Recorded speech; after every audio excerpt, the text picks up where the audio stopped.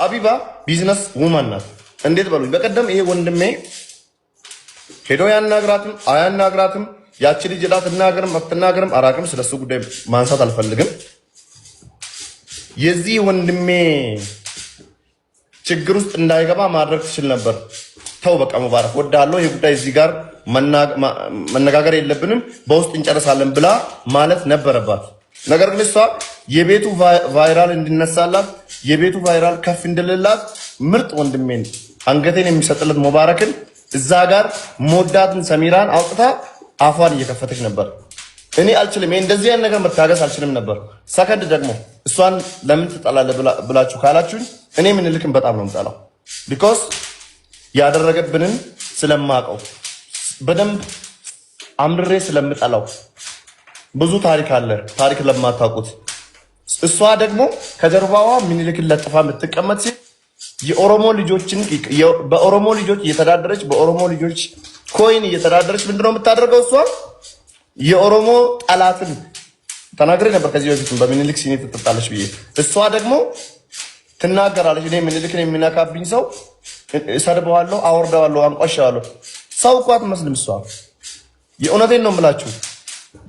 የጎሪላ ታናሽ እህት ናት እሷ። ባይ ደግሞ አማራም ሆና ስለ አማራ ብትናገር ደስ ይለኛል።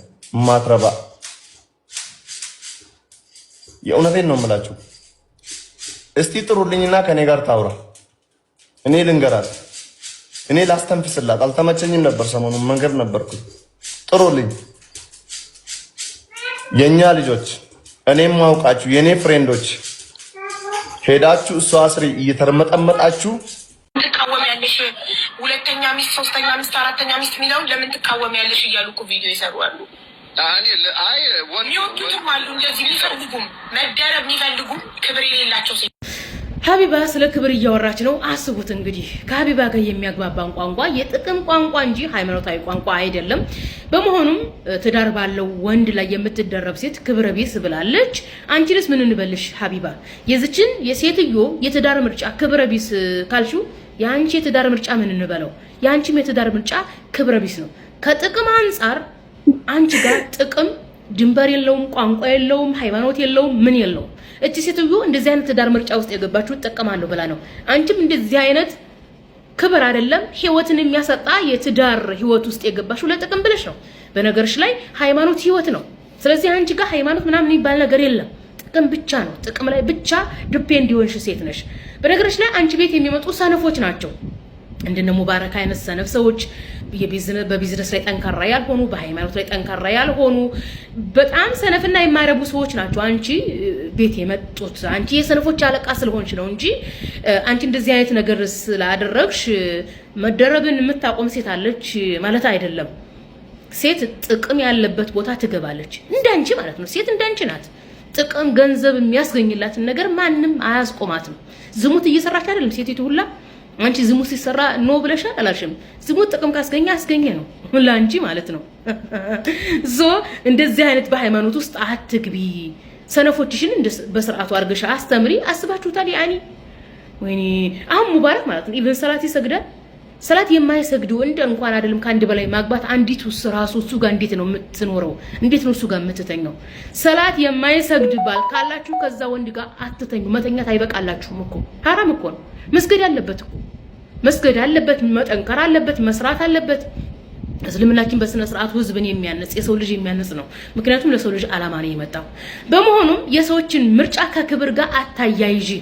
የራስሽን ምርጫ አትርሺ። እንደውም አንቺ ከምርጫም አይደለም አንቺ ጥቅም በቂጧ በኩል ነበር ቲክቶክ የምትገባው። ታስተውሳላችሁ? ከዛሬ 5 ዓመት በፊት ሰው ሳያቃት ምን አይን ሳይላት ስርዓት ያለው ልብስ እንኳን አትለብሽም ነበር። ያ ቪዲዮሽ ጠፍቶ ካልሆነ በስተቀር ልጆችሽ ቢያዩ ራሱ ይደብራቸዋል።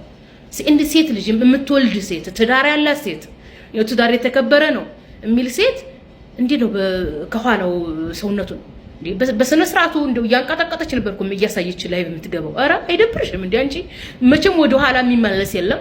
አስተካከለሻል። ቲክቶክ ዝግብ ጥሩ ገንዘብ ሰጥቶሻል፣ ጥሩ ትምህርት ሰጥቶሻል። ኦኬ ጥሩ ጥቅም አግኝተሽበታል። ፎከስ የምታደርጉ ጥቅምሽ ላይ ነው። እና አንቺ የሰነፎች አለቃ ስለሆንሽ ካንቺ ጋር ከሃይማኖት ጋር አንግባባም። ከጥቅም አንፃር ነው። ክብር ያልሽው ነገር ትዝ ብሎኝ ነው። የሰዎች ምርጫ ከክብር ጋር አታያይዥ። አንቺ ክብርም ምንም ስለማታውቂ ማለት ነው። የሰዎችን ምርጫ አክብሪ። ችግር ላይ ሲወድቁ ችግራቸውን ለመቅረፍ ሞክሪ። ይሄን ነው የምለው። አይ ቲንክ እንደዚህ አይነት ሰነፍ ሰዎች፣ እንደዚህ አይነት ስግብግብ ሰዎች፣ በቃ ወንዱንም ጥቅሙንም ለኔ ብቻ የሚሉ ስግብግብ ሰዎች ስለ ሃይማኖት ስለምን ሰፊ ግንዛቤ የላቸውም። ለማታውቁኝ ሙን እባላለሁ። ሙን ቲዩብን ሰብስክራይብ አድርጉ። እኔ ወንድ ልጅ ሁለተኛ ሚስት እንዳያገባ እቃወማለሁ። አልፈቅድም፣ አልደግፍም አለች ሀቢባ።